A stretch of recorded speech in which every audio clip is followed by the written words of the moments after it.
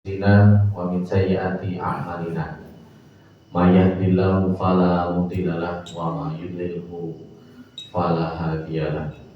Asyhadu an la ilaha illallah wa asyhadu anna Muhammadan abduhu wa rasuluh. Qala Allah Ta'ala ba'da a'udzu billahi minasyaitonir rajim. Bismillahirrahmanirrahim. Ya ayyuhalladzina amanu taqullaha haqqa tuqatih wa la tamutunna illa wa antum muslimun. Wa qala Rasulullah sallallahu alaihi wasallam, ittaqillaha haitsu ma kunta wa atbi'is sayyi'atil hasanata tamhuha wa khaliqin nasa bi khuluqin hasanin. Bapak Ibu jamaah pengajian rahimani wa rahmatullah. Alhamdulillah di malam hari ini Allah Subhanahu wa taala memberikan kepada kita berbagai macam kenikmatan. Di antara nikmat yang Allah berikan adalah kita bisa hadir dalam majelis ini. Ini adalah sebuah kenikmatan. Karena majelis ilmu itu majelis yang fadilahnya luar biasa besar. Fadilahnya luar biasa banyak. Maka ini adalah sebuah kenikmatan yang harus kita syukuri. Karena tidak semua orang mendapatkan nikmat seperti ini. Dan ketika kita bersyukur tentunya dari Allah adalah la in syakartum la azidan. Nah, ketika kita bersyukur, Allah akan menambahkan nikmatnya kepada kita. Bapak Ibu rahimani wa rahimakumullah, sholawat beriring salam kalau kita sanjungkan kepada junjungan kita Nabi Agung Muhammad Sallallahu Alaihi Wasallam. Semoga dengan kita memperbanyak sholawat kepada beliau, kita termasuk umatnya yang nanti akan mendapatkan syafaat di hari kiamat kelak. Bapak Ibu rahimahullah, di malam hari ini kita sampaikan hadis dari Ibnu Abbas atau dikenal dengan Abdullah bin Abbas. Ibnu Abbasin radhiyallahu anhu. Hadis dari Ibnu Abbas radhiyallahu anhu, semoga Allah memberikan ridho kepada Abdullah bin Abbas. An Rasulillah sallallahu alaihi wasallam, dari Nabi sallallahu alaihi wasallam, fima yarwi an rabbih tabaraka wa ta'ala. Yang Nabi ini menerima hadis itu dari Allah Ta'ala. Ini berarti hadis ini adalah hadis qudsi. Jadi hadis qudsi itu adalah firman Allah Subhanahu wa taala, tetapi tidak melalui perantaraan malaikat Jibril. Nah, kalau Al-Quran kan firman Allah, tetapi melalui malaikat Jibril. Hadis qudsi itu tidak. Jadi langsung dari Allah ke Rasulullah Shallallahu Alaihi Wasallam. Kemudian yang kedua, tagnya ini dari Nabi Shallallahu Alaihi Wasallam. Kalau Al-Quran tagnya sudah dari Allah Subhanahu wa taala. Nah, itu bedanya Al-Quran dan hadis qudsi.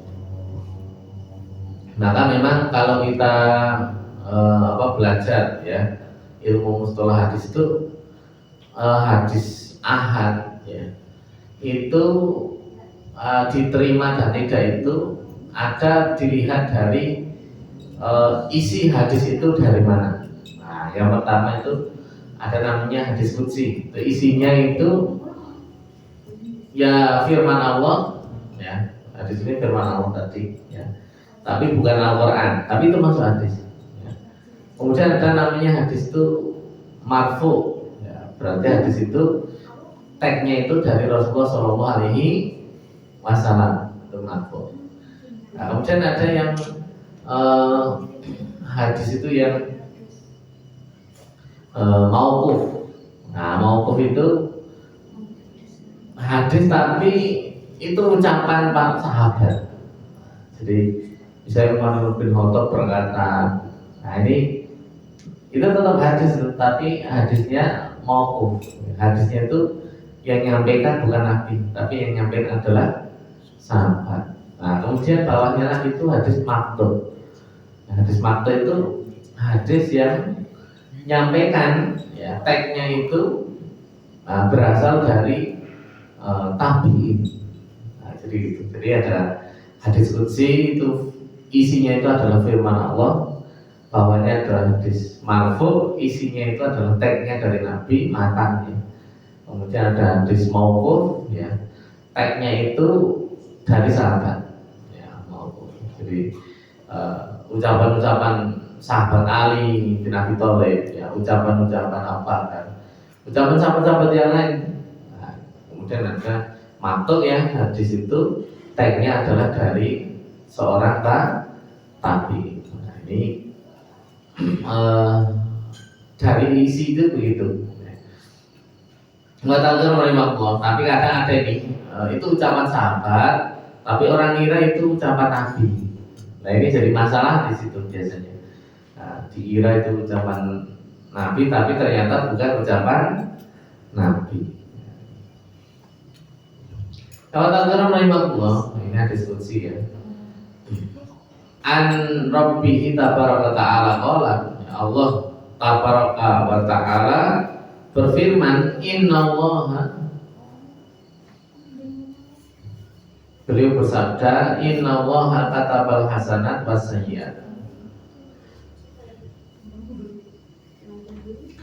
Sesungguhnya Allah Ta'ala itu menulis kebaikan dan keburukan. Summa bayana dzalik, kemudian Allah menerangkan, ya, itu, ya, menerangkan itu. Jadi Allah sudah menulis kebaikan dan keburukan, kemudian Allah menulis itu, ya. Faman hama bi hasanati falam ya'malha kataballahu indahu hasanatan kamilatan. Barang siapa yang berkeinginan, ya, untuk melakukan kebaikan dan dia belum bisa mengerjakan itu, dia mendapatkan kebaikan penuh, ya. Di hadis qudsi yang lain juga Allah berfirman, idza arada abdi. Nah, ini idza arada abdi, jika hambaku menginginkan, ya, menginginkan ayak malah sayiatan, melakukan sebuah sayiat, melakukan sebuah keburukan. Jika hambaku, ya, menginginkan melakukan sebuah kejahatan, fala taktubuha alaiha tayamalha, maka Allah tidak akan menulis kejahatan itu sampai orang itu mengerjakan. Nah, jadi ini maha rahmat dan rahimnya Allah Subhanahu wa taala di sini. Kalau orang itu pengen melakukan sebuah kejahatan, ya, itu belum ditulis kejahatan kalau dia belum mengerjakan. Jadi maling itu, ya, nah ini dia udah berkeinginan, udah berangkat gitu, ya, mau maling, tapi belum mengerjakan keburukan itu, ya, ini belum ditulis Allah Subhanahu wa taala. Fa in amilaha faktubuha bimisliha, ya. Kalau dia itu mengerjakan, ya, keburukan yang dia di rumah sudah sudah diniati itu, ya, kemudian dia kerjakan itu, maka Allah, ya, menulis, baru dicatat semisalnya satu keburukan. Keburukan satu, ya, ditulis satu. Wa in tarakaha min ajli faktubuha lahu hasanah. Dan kalau dia itu tidak jadi, karena ketika dalam perjalanan itu kemudian dia mikir, kemudian dia meninggalkan karena Allah Subhanahu wa taala enggak jadi, karena dia teringat dengan dosa-dosanya, teringat dengan efek daripada dia berbuat buruk itu, akhirnya dia tinggalkan. Nilai ta'ala, ya, tinggalkannya itu nilai ta'ala, karena dia berpikir, oh, ini tidak baik, saya kok terus gini, saya tidak bisa. Nah, ini baru nilai ta'ala. Karena ada orang yang tidak jadi itu karena tidak ada kesempatan. Tapi dia tidak dapat keburukan karena apa? Belum mengerjakan. Karena apa? Tidak ada kesempatan mau nyuri tapi orangnya ternyata terbangun, ternyata ketahuan berarti belum mencuri. Itu beda dengan ketika dalam perjalanan kemudian dia mikir, sudah lewat depan rumahnya, kemudian dia mikir-mikir, oh iya, nah saya dalam posisi yang punya rumah, kemudian ternyata uangnya itu sudah direncana buat ini dan itu, kemudian kok hilang. Nah ini begitu sedihnya dia. Nah dia mikir begitu, dia tidak jadi. Nah ini kalau orang meninggalkan seperti itu, faktu buha lalu hasanatan, maka dia akan ditulis satu kebaikan. Wa idza arada ya'mala hasanatan, kalau dia menginginkan pengen berbuat baik, niatnya sudah baik, falam ya'malha, tapi dalam perjalanan itu belum sempat dia mengerjakan, tidak ada kesempatan untuk mengerjakan itu, faktubuha lahu hasanatan, maka dia akan mendapatkan satu kebaikan. Fa'in amilaha faktubuha lahu bi asri amsalihah. Kalau dia kok jujur mengerjakan, dia akhirnya mengerjakan itu, maka dia mendapat kebaikan 10 kali lipat ila sab'imi atin sampai hingga 300 kali lipat kebaikan itu kalau dia mengerjakan. Ewatan rahimahullah, ini hadis yang diriwayatkan oleh Abu Hurairah, ya diskusi Allah Subhanahu wa taala yang berfirman. Kita lanjutkan hadis yang dari 15 tadi. Coba bayanan dari ini hampir sama sebenarnya, ya. Isinya sama. Faman hama bil hasanati falam ya'malha kataballahu indahu hasanatan kamilatan. Fa in hama biha fa amilaha kataballahu indahu asra hasanatin ila sab'imi atidifin ila atafin kasira. Kalau kemudian dia berniat melakukan sebuah kebaikan dan dia kerjakan kebaikan itu, maka dia mendapatkan ya 700 kali lipat, ya, atau dilipat gandakan yang banyak.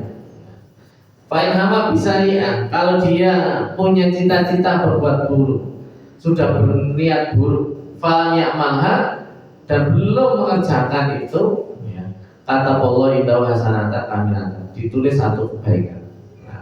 Fa'in hama biha fa'amilaha kata Allah sayyatan wahidatan. Kalau kemudian keinginan itu tercapai, maka hanya ditulis juga sayyah wahidah, kalau satu keburukan. Ini luar biasanya ya, syariat Islam itu ya memberikan pahala kepada Allah memberikan hamba kepada hambanya, memberikan pahala kepada hambanya itu seperti itu ya. Makanya kan jangan bosan-bosan ya untuk berniat baik. Berniat baik itu penting. Yang penting tak niati ya. Perkara engko tekan apa orang iki ya. Sing penting wis niat. Begitu gitu.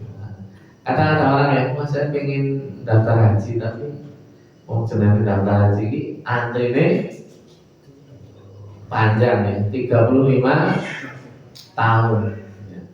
Kalau jenengan ini memang uangnya sudah cukup untuk membayar untuk berhaji dalam kondisi jenengan sehat, itu berarti jenengan sudah wajib berhaji yang kondisi sehat. Cuma yang syarat yang satu, kesempatan yang belum ada. Kesempatannya baru daftar ya sudah, berarti sebagai bukti itu ya daftar dulu ya, daftar. Kenapa kesempatannya ya, karena haji itu kan memang satu harus fisiknya kuat gitu. Kemudian yang kedua ya ada bekal ya, ada bekal yang dipakai untuk sana. Dan yang ketiga kesempatan, karena hari ini walaupun punya uang kalau tidak ada kesempatan ya tidak akan berangkat. Tapi yang penting kan sudah dapat pahala nih, niat ya, niatnya itu dapat pahala. Atau teman-teman misalnya reservasi masjid itu udah besok berangkat insya Allah, tapi harus dikasih insya Allah ya. Yang sesuatu yang belum dikerjakan kita itu harus ada insya Allah. Kalau tidak ada insya Allah itu, nah ini tidak berkah. Dan kita belum tahu ya apa yang akan terjadi besok itu, karena surat Al-Kahfi itu kan salah satu asbabun nuzulnya adalah ketika Nabi didatangi oleh pendeta dan bertanya tentang tiga hal ya, tentang Ashabul Kahfi, tentang Zulkarnain, ya, kemudian tentang Nabi Khidir. Itu Nabi langsung menjawab, kasih saya waktu 3 hari untuk menjawab. Dan Nabi berdoa pada Allah nih, ya, ini ada pertanyaan ini, kira jawabannya apa? Nah, ternyata tidak dijawab oleh Allah Subhanahu Wa Taala karena Nabi Sallallahu Alaihi Wasallam ini, Nabi Muhammad ini lupa untuk mengucapkan insya Allah. Maka kemudian disinggung dalam ayat itu, wala taqulu li syai'in inni fa'inu dzalika illa insya Allah.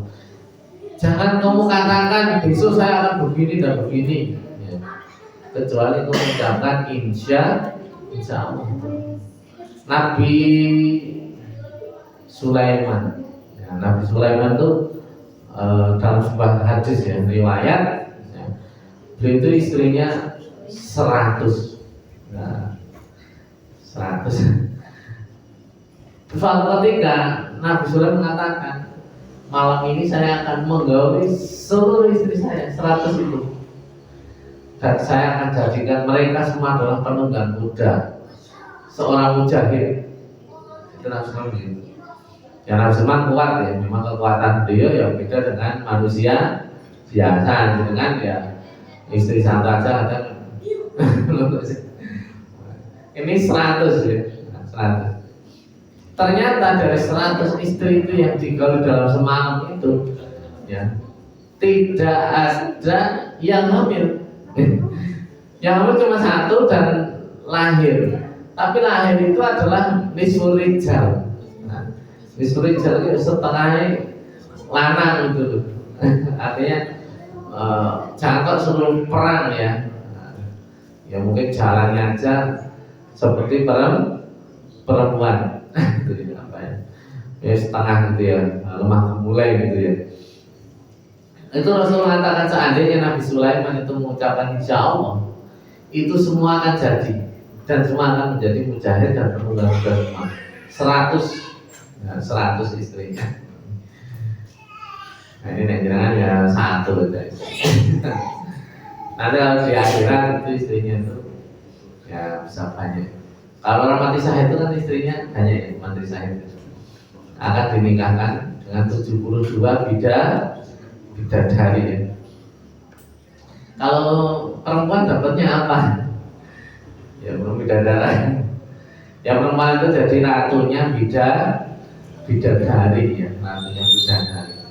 Kalau perempuan, makanya bidadari itu akan cemburu ya, kepada wanita-wanita solehah itu cemburu.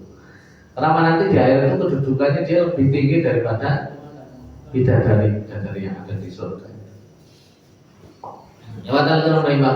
Dan itu akan dinikahkan kepada suaminya, ya. Ketika suami juga soleh, ya, ketemu di surga nanti akan dinikahkan. Ya, jadi akan dipasangkan dengan suaminya. Karena jangan Pak, mending yang lain aja Pak. Suasana yang dunia ngono kayak. Ya kalau di akhir itu sudah tidak ada lagi iri, dengki, dendam, tidak ada ya, tidak ada cemburu, tidak ada. Di surga itu hanya kehidupan bersenang-senang saja. Itu di surga. Kalau di dunia kan tempatnya ujian, tempatnya ibadah, tempatnya sabar. Itu dunia, tempatnya ibadah. Tapi kalau di akhirat ya sudah tidak ada. Ya, semuanya hanya senang. Dan dari sekian banyak kesenangan itu, ya. Jadi ada sebuah riwayat itu ya, tiap pagi itu makanan surga itu akan diberikan 70.000 ya, jenis makanan, nampan emas. 70.000. Itu tiap hari ya sudah disiapkan itu. Ya memang tidak ada istilah kekenyangan. Dan hari ini kita makan kan kalau terlalu manis nanti takutnya adalah ya diabetes ya, darahnya banyak gorengan nanti kolesterol macam-macam. Kalau di akhirat tuh di surga itu nggak ada. Ada kita begitu. Itu di surga. Ya dan tidak ada mungkin pengen BAB ya makan pedas mulai sudah nggak ada di akhir di surga itu nggak ada. Tapi sekian banyak kenikmatan itu, nikmat yang paling utama adalah ketika bisa bertemu dengan Rasulullah Shallallahu Alaihi Wasallam. Itu kenikmatan. Dan kenikmatan yang tertinggi dari setelah bertemu dengan Rasulullah adalah bertemu dengan Allah Subhanahu wa Ta'ala. Itu tidak ada kenikmatan yang lebih tinggi, lebih besar kecuali kenikmatan bisa bertemu dengan Allah Subhanahu wa Ta'ala. Dan itu tidak semua penghuni surga, tidak semuanya.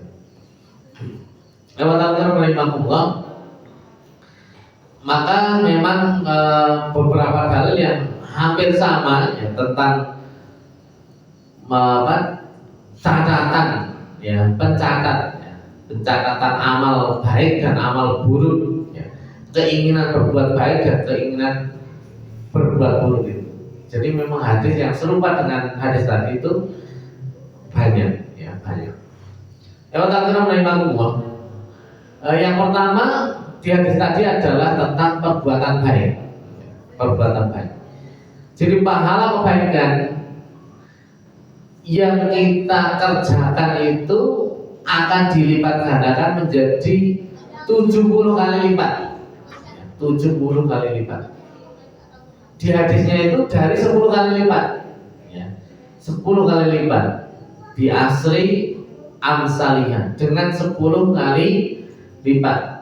Kemudian di hadis yang lain itu dilipatkan menjadi 70 kali lipat. Di hadis yang lain diterangkan sampai 700 kali lipat. Bahkan ya di hadis yang tadi itu bahkan akan dilipatkan berlipat-lipat yang hanya tahu adalah Allah Subhanahu wa Ta'ala. Di dalam Al-Quran surat Al-An'am ayat 160 Allah berfirman, "Man jaa bil hasanati falahu asru bi'am salihah." Nah, itu ya, kebaikan itu 10 kali lipat. Kalau dalam surah Al-Baqarah yang sudah hafal, biar buat motivasi untuk sedekah itu. Masalul ladzina yunfikuna amwalahum fi sabilillah kamasali habbatin ambatat sab'a sanabila fi kulli sumbulatin mi'atu habbah wallahu yudhaifu liman yasha wallahu wasi'un alim. Ya. Perumpamaan orang yang menginfakkan hartanya di jalan Allah itu seperti orang yang seperti satu biji yang menumbuhkan tujuh batang. Ya, setiap batang itu menumbuhkan 100 biji tadi. Wallahu yudha'if, dan Allah akan melipatkan terus itu, melipatkan terus. Jadi 7 menjadi 700. Nah, dilipatkan. Mayasa kayak sesuai itu ya, 5 yasa pada siapapun yang Allah kehendaki. Kemudian berbicara tentang keburukan. Kalau keburukan itu dicatat seimbang dengan keburukan yang dia kerjakan, tidak dilipat gandakan. Keburukan itu tidak dilipat gandakan. Tidak ada ya kemudian orang berbuat buruk Allah akan membalas lebih, itu tidak. Manusia itu ada ya. Manusia itu pengennya balasnya adalah lebih, itu kalau manusia. Tapi kalau Allah itu tidak. Kalau manusia kan misalnya ini kecelakaan gitu ya, aslinya itu kalau gagaknya cuma habisnya 1.000. Ya tapi dia nyari kesempatan. Ini ya jalan ganti rugi 100.000. Sementara kalau mungkin kalau di di bengkelnya mungkin cuma 100.000. Itu karena manusia itu pengen begitu. Pengennya adalah lebih. Nah itu manusia itu memang ada sifat namanya sifat rakus itu begitu ya. Nah, rakus itu tidak puas ya terhadap sesuatu, pengen lebih itu manusia. Al-hirsu ya. rasa rakus terhadap dunia, ya rakus. Makanya ada yang udah judi online dan macam-macam itu ya, karena memang tidak pernah puas terhadap sesuatu yang dia miliki. Nah, lihatnya yang besar. Hanya bagaimana caranya untuk mendapatkan. Wa ta'ala rahimahullah, ya, di dalam Al-Qur'an Allah berfirman, wa man ja'a bisayyi'ati fala yujza illa mislaha wa hum la yuzlamun. Barang siapa yang membawa perbuatan yang jahat, maka dia diberikan pembalasan, ya. Maka dia tidak akan diberikan pembalasan kecuali yang seimbang dengan kejahatannya itu. Jadi kalau keburukan itu diberikan balasannya itu seimbang, ya, seimbang. Bahkan kalau dia bertobat, ya, itu bisa saja semua keburukan itu dihapus. Ya, kalau keburukan begitu, makanya dulu Umar bin Khattab itu ketika mendengar, ya, Muawiyah bin Abi Sufyan itu pengen masuk Islam, itu seakan-akan orang rela. Saya tidak rela. Kenapa? Kejahatannya sudah banyak. Kalau terima masuk Islam, rampung gitu urusannya gitu. Itu begitu sampai Umar itu, ya karena memang Muawiyah bin Abi Sufyan itu masuk Islam itu diajak oleh Abbas bin Abdul Muthalib. Jadi ketika beliau dari intelijennya itu mengabarkan bahwa rombongan Nabi Muhammad akan datang ke Mekah, membebaskan Mekah itu, Abu Sufyan itu cepat ke Madinah menemui Rasulullah, pengen ada perjanjian, ya, memperbarui perjanjian Hudaybiyah, tapi Nabi menolak, tidak mau, ya. Kemudian pulang dengan hati yang kecewa, ya. Dan saat itu ketemu Abbas bin Abdul Muthalib yang pengen hijrah. Terus ngobrol, kemudian kita masuk Islam aja gitu. Tidak akan mampu menghadapi pasukannya Muhammad, tidak akan mampu. Ya, pasukan jalan sekarang berapa? Yang komandan sudah pada masuk Islam, belum masuk Islam. Jadi udah masuk Islam aja. Nah ini setelah dipimpin ini sudah masuk Islam. Maka Abbas ini langsung menyampaikan tuh ke Nabi Sallallahu, ya Rasulullah ini Muawiyah pengen masuk Islam. Nah, sama Nabi ya ditahan dulu ya, ditahan, jangan langsung ke sini, tapi suruh menyaksikan begitu besarnya kekuatan kaum muslimin. Nah, maka malam itu Nabi suruh menghidupkan obor, ya, 10.000 obor, sehingga Muawiyah bin Abi Sufyan ini benar-benar akhirnya semakin mantap untuk masuk Islam. Wah ini memang banyak ya, banyak.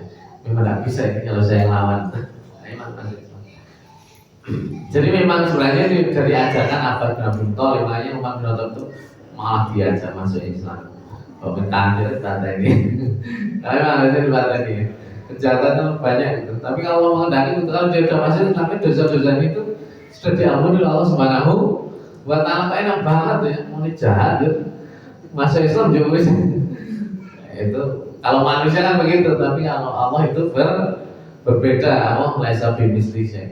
Allah tidak serupa dengan manusia gitu. Malah dia masuk itu.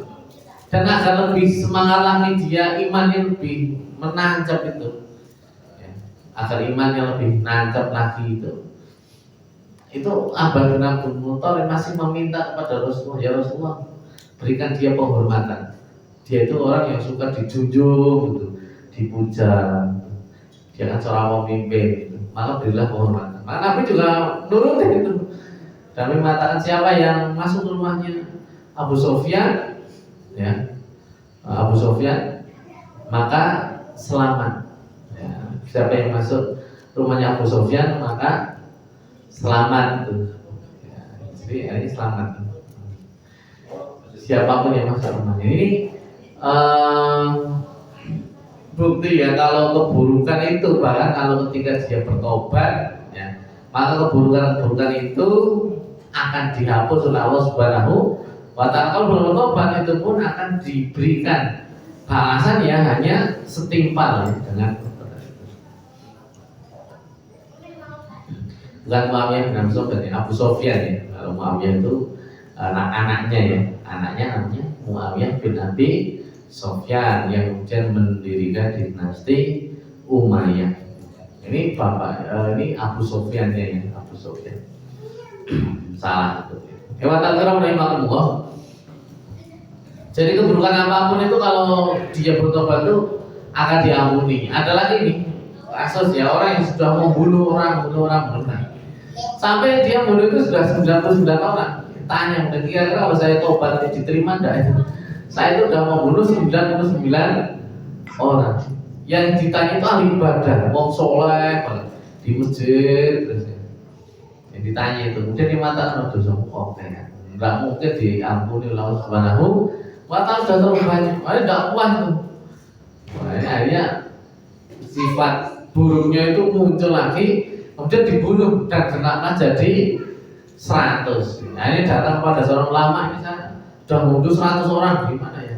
Bisa enggak kalau tobatnya diampuni oleh Allah Subhanahu wa Ta'ala? Dia mengatakan bisa, tapi jangan di sini, jangan kalau tobat itu harus pergi dari sini. Kenapa jangan pergi? Tetap di sini tuh panjang-panjang jalan itu saya oke. Jangan akan terpengaruh dengan lingkungan orang sudah tobat nanti. Sini tempatnya enggak kondusif, hijrah. Dalam perjalanan dia pengen tobat itu ternyata meninggal dunia itu sampai malaikatnya rebutan. Ini mau masuk ke pintu rahmat atau pintu adab nih? Karena dosanya sudah banyak. Tapi kalau dia sudah niat bertobat, hanya diukur itu jaraknya. Nah ini Allah memutuskan ya, jaraknya lebih dekat ke daerah yang ingin dia tuju itu. Jadi akhirnya dibawa oleh malaikat rahmat. Jadi masuk surga itu kalau bertobat aja ya, pasti diampuni. Kalau belum sempat bertobat, ya ini memang ada dua kemungkinan, insya wa insya adaba. Bisa saja Allah memaafkan, bisa saja Allah akan mengadab. Tapi mengadab itu tidak akan lebih ya, dari yang dia kerjakan. Itu saya begitu ya. Takdir rahimahullah.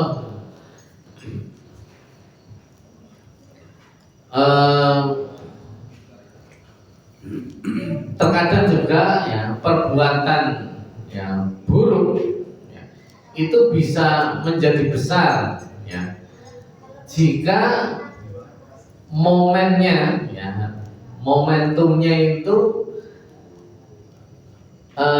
momen yang mana memang tidak boleh berbuat buruk di waktu itu atau di tempat itu. Nah ini kalau ini akan ditulis lebih nih. Jadi ada yang keburukan itu akan ditulis lebih karena dia di tempat yang harusnya dia tidak boleh maksiat, di waktu yang harusnya dia tidak boleh maksiat. Nah, contohnya apa? Contohnya adalah ketika bermaksiat di bulan haram. Ya, inna iddatash syuhuri indallahi isna asyara syahran fi kitabillah yauma khalaqas samawati wal ardi minha arba'atun hurum dalam surat At-Taubah ini. Ada 4 bulan haram yang mana kita itu tidak boleh saling mendolimi, kita tidak boleh saling bermusuhan. Kenapa? Pahala dosanya itu juga lebih besar dibandingkan ketika bermaksiat di bulan lain. Nah, kalau itu bisa. Dan berbuat baik itu juga begitu, akan dilipat gandakan di bulan-bulan haram. Jadi bulan haram itu memang kita harus menjaga, ya, menjaga diri kita dari berbuat dosa. Teman-teman mulai waktu. Begitu juga di tempat yang harusnya kita tidak berbuat dosa. Nah, itu juga ternyata ada pelipatan. Ya. Ibnu Abbas menjelaskan begitu. Ya. Ibnu Abbas, ya. Bahkan Abdullah bin Amr bin As juga menjelaskan begitu bahwa berbuat dosa di tempat ya, yang harusnya dia tidak berbuat dosa di situ. Ya. kemudian dia berbuat di situ, maka dosa juga lebih besar. Misalnya ada orang berzina kok di masjid, nah itu tentunya berbeda ini dengan ketika dia berzina bukan di masjid, walaupun sama-sama tidak boleh ya, bukan berarti berarti ini berbuat dosanya di apa, tanah haram. Berarti saya di tempat lain aja, bukan berarti begitu ya. Tapi dia dosanya lebih yang ketika dikerjakan di tanah haram misalnya begitu. Karena ketika orang sudah melakukan niat untuk umroh atau haji ya, dia sudah labbaik Allahumma umrotan ya, atau labbaik Allahumma hajjan, itu ketika dia kemudian sudah niat itu sudah pakai pakaian ihram, itu bahkan kita membunuh nyamuk saja tidak boleh ya, memburu nyamuk ya.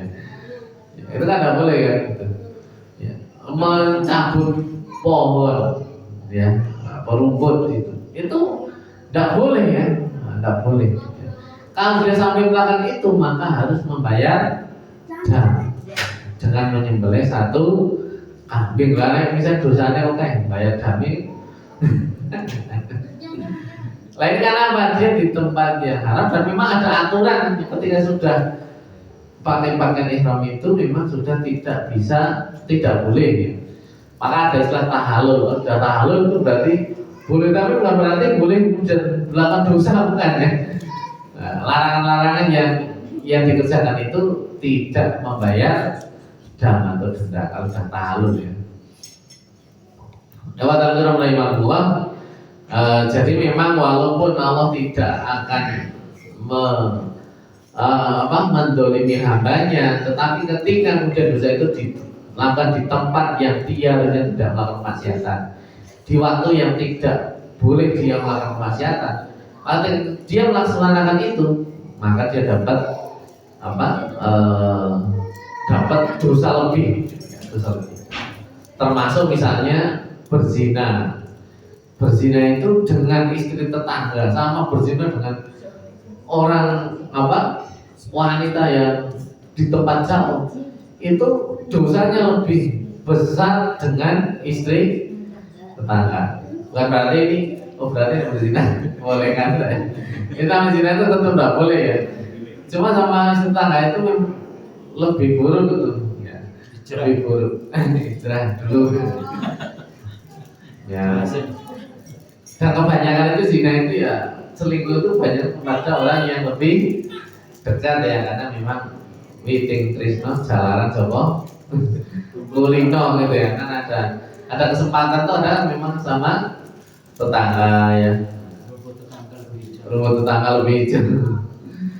Apalagi misalnya suaminya ditinggal ke luar negeri ya, tetangga sama ternyata istrinya juga di luar negeri gitu ya, yang sering curhat dan lain-lain sebagainya. Makanya memang walaupun ya Allah tidak melipat gandakan catatan dosanya di tempat yang tadi bukan di tempat terlarang ya, ini tetap kita harus hati-hati ya, jangan sampai kita itu melakukan dosa ya, jangan sampai ya. Ya kalau kita itu terjerumus ya ini kita beristighfar, karena memang tidak ada ya seorang yang terbebas dari dosa, kan tidak ada nih ya. Manusia itu adalah tempatnya salah dan lupa, salah lupa itu manusia. Manusia itu kadang begitu ya, jadi omongi kan, paling kan, hilang, bapak saya hilang tapi hilang Pak Bandina. Ya istighfarnya juga tiap hari. Makanya di hadis sebelumnya ada sana ya, kalau ada orang yang memang di daerah itu sudah tidak ada lagi yang maksiat sama sekali, tidak ada lagi yang istighfar ya, karena memang sudah terbebas dari dosa, maka Allah akan ganti daerah itu dengan orang yang banyak dosa dan mereka beristighfar kepada Allah Subhanahu wa taala. Biar apa? Tetap ada orang yang selalu beristighfar kepada Allah Subhanahu wa taala. Jadi udah bersih semua, tidak ada yang berdosa, itu malah akan diganti dengan kaum yang ya nasihat, tapi dia kembali kepada Allah Subhanahu wa taala. Yang namanya nasihat begitu ya. Jangan kita lanjutkan ya dari hadis tadi, satu tentang perbuatan buruk, yang dua tentang perbuatan baik, yang ketiga tentang keinginan untuk berbuat baik. Kan ada 4 poin ya. Keinginan untuk berbuat baik, kemudian yang keempat adalah keinginan untuk berbuat buruk. Nah ini sudah kita bahas tentang berbuat baik dan berbuat buruk.